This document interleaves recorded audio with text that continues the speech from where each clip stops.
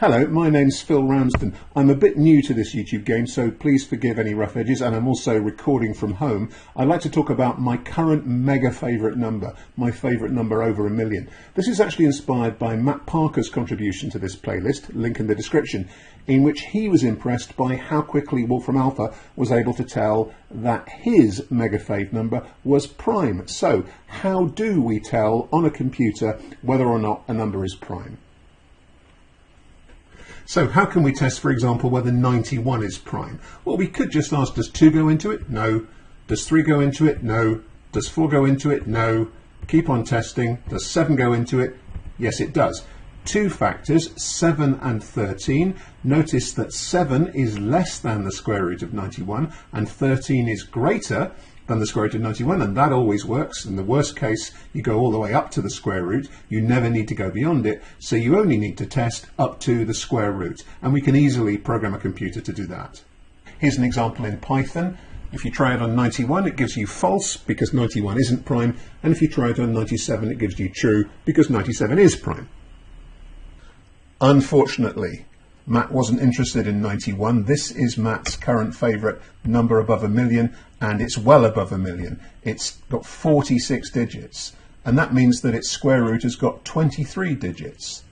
So if it is prime, and it is, we would have to check all the factors between 2 and about 10 to the power of 23 in order to prove that it's prime. 10 to the 3 or so separate factor operations, and if I've done that right, that means we'd be needing to do about 1 million a second since the Big Bang, and we'd just about be finishing around now. So whatever it was that Wolfram Alpha did to check whether Matt's number was prime or not, it's a pretty good bet that that simple prime test wasn't it.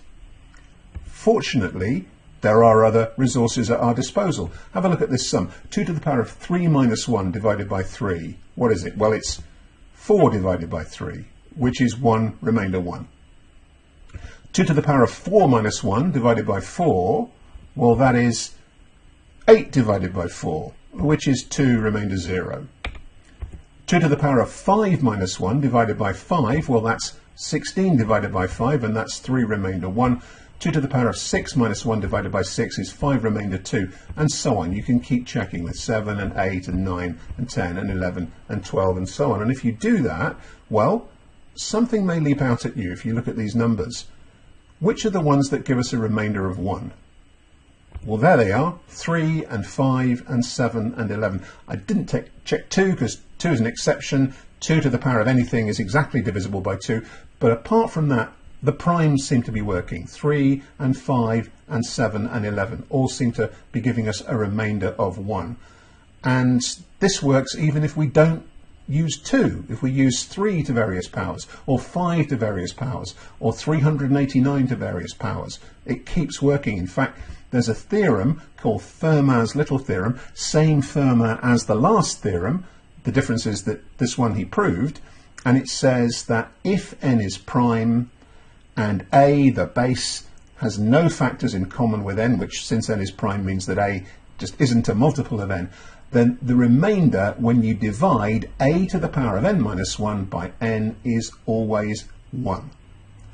Now there's a fantastic proof of that theorem which uses counting multicoloured bracelets, and if you'd like to see that, put a request in the comments and I'll do another video on that. The Fermat test then, here's what we do. To test whether an n is prime, you pick a base a and then you look at the remainder from the calculation, a to the power of n minus 1 divided by n, and if it's not 1, then n is not prime. Well, Python's actually really good for this because there's a function called pow that gives you the remainder when one number to the power of a second number is divided by a third number, and that's exactly what we want. So if we set n equal to 91 and we do pow 2 comma n minus 1 comma n, that's the remainder, when 2 to the power of 90 is divided by 91, we get 64. And the thing about 64 is it's not 1. So we know that 91 isn't prime. We knew that anyway, but we got a confirmation. And if we try something that is prime, like 97, well, that does give us 1. And if we try Matt's number, which is also prime, then that gives us 1 as well. And also, it works really, really quickly. Unfortunately, if we give it 1729, for example, then if we do pow 2, n minus 1, n, we get 1. And if we say, oh, well, let's use a different base, pow 3, n minus 1, n, we get 1. And if we look at pow 5, n minus 1, n, we get 1. And yet, 1729 is not prime. It's 7 times 13 times 19. Really interesting number, actually. I'll put a link in the comments to some other cool stuff about this number. Well, this is upsetting news. Okay, so the remainder, when you take some a and raise it to the power of 1728 and then divide by 1729 is 1, that seems to tell us that 1729 is prime, but it's not. So what's happened and what can we do? Well, let's take a slightly deeper dive. So yeah, 2 to the power of 1728 divided by 1729 gives us remainder 1. What I want to do now is take the square root of 2 to the power of 1728, or in other words, halve the power. So that's going to give us 2 to the power of 864. And 2 to the power of 864, if I divide that by 1729, that also gives me remainder 1. And if I halve it again to 432, I still get remainder 1. And if I halve it again to 216, I still get remainder 1. 108 gives me remainder 1, but 54 gives me a remainder of 1065. Now, let's compare and contrast that with the case of 233, which really is prime. So 2 to the power of 232 divided by 233 gives us remainder 1. And that must be true because of Fermat's little theorem. But halve the power, well, we still get remainder 1. Halve the power, well, we still get remainder 1. Halve the power, we still get remainder 1. And we can't halve any more because now our power is odd. We've had 1s all the way down. With 1728, we didn't get 1s all the way down. With 232, we did. So there's a difference there between those kinds of behavior in this sequence of remainders. Does that always work? Sadly, it doesn't always work. If you look at 353, which is also prime, well, 2 to the 352 divided by 353 gives us remainder 1. If we halve the power, we get remainder 1. And if we halve the power again, we don't, I'm afraid, get remainder 1. But we do get 352. And 352 is exactly 1 less than the number we're testing, 353. So we've eventually hit n minus 1. And there's, fortunately, for this reason, a better test. To test whether n is prime, here's what we do. We pick a base again, and then again, just as with the Fermat test, we look at the remainder from the calculation a to the power of n minus 1 divided by n, and see if it's not 1, then we know we haven't got a prime. But then we halve our power, and again we look at the remainder. And then we halve our power again and look at the remainder once more, and we keep doing that until we can't halve any more. And if n is prime, then one of two things is guaranteed to happen. Either you get 1s all the way down, the way we did with our first prime, or you hit n minus 1 at some point, the way we did with our second prime. And this isn't what happened with 1729 to base 2. We didn't hit 1728 at any point, and neither did we have 1s all the way down in our sequence of remainders. So this gives us a better test, a stronger test, an enhanced test, and it's known as the Miller-Rabin test. And there it is, working really, really well. It's a little bit harder to implement than the Fermat test. You need to write some code, and some of that code is missing at the top of the screen there. It's about 20 lines. If you look at 1729, which we know does give us a false positive under our old test, it doesn't give us a false positive under this one. It works. And if we look at Matt's number, then that also works because we're getting true, and this number is prime. Unfortunately, there are numbers like 3,277. 3,277, if we try that with a Miller-Rabin test with base 2, it tells us with a straight face that 3277 is prime and 3277 is not prime. Well, wonderful, typical, just our luck. We thought we had this new, enhanced, strengthened test, and yet we've got a false positive again. What's gone wrong?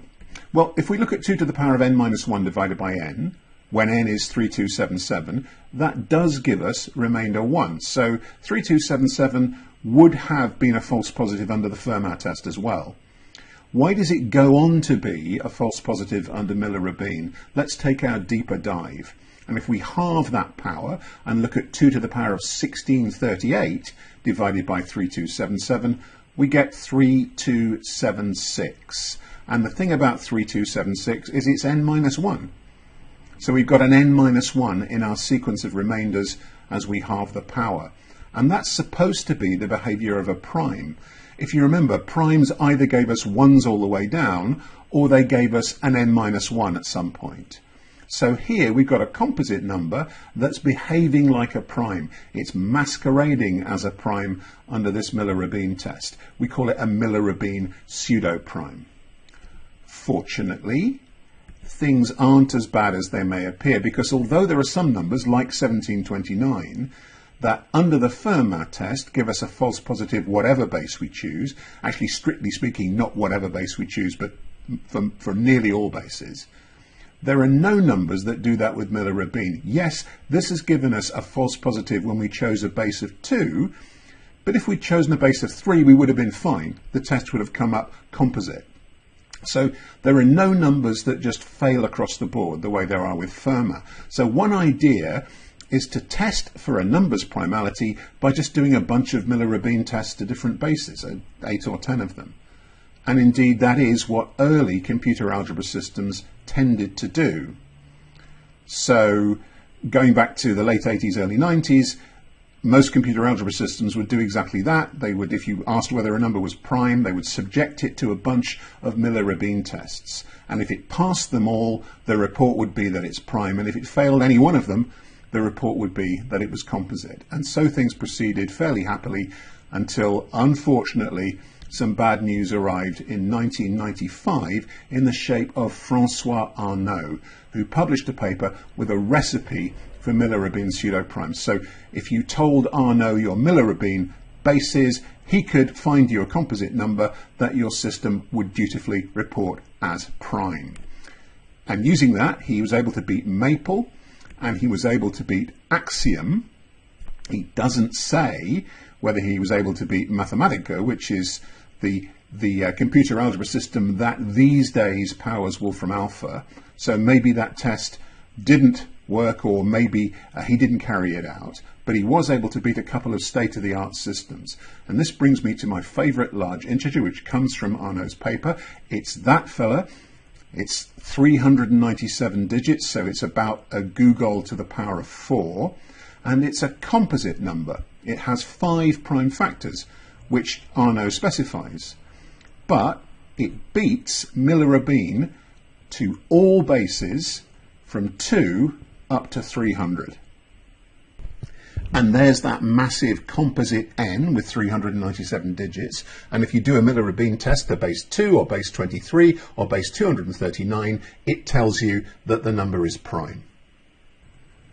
Fortunately, despite Arnaud's magnificent 397-digit integer, we're not dependent on Miller-Rabin. There's something else called a Lucas test, which is based on a generalization of the Fibonacci numbers, works in a completely different way. I'll do another video on that sometime.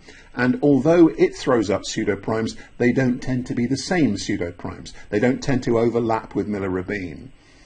And so the way modern computer algebra systems, including Mathematica, which powers Wolfram Alpha, the way they tend to work is they'll do a couple of Miller-Rabin tests and combine that with a strong Lucas test. And if you do that, well, it's not known whether there are any false positives, and no false positives are known of. Now, when I say known, I mean known to ordinary mathematicians who publish their results in freely available journals. It's possible that there might be some of these amazing pseudoprimes that masquerade as primes incredibly convincingly, known to, for example, spy agencies or certain criminals. But it's not very likely. And in any case, I don't know about any of them, so I'm going to stick with my original choice of favourite integer above a million, which is this magnificent 397-digit integer from Arnaud's paper, which will beat any Miller-Rabin test you care to throw at it, from 2 up to 300 inclusive.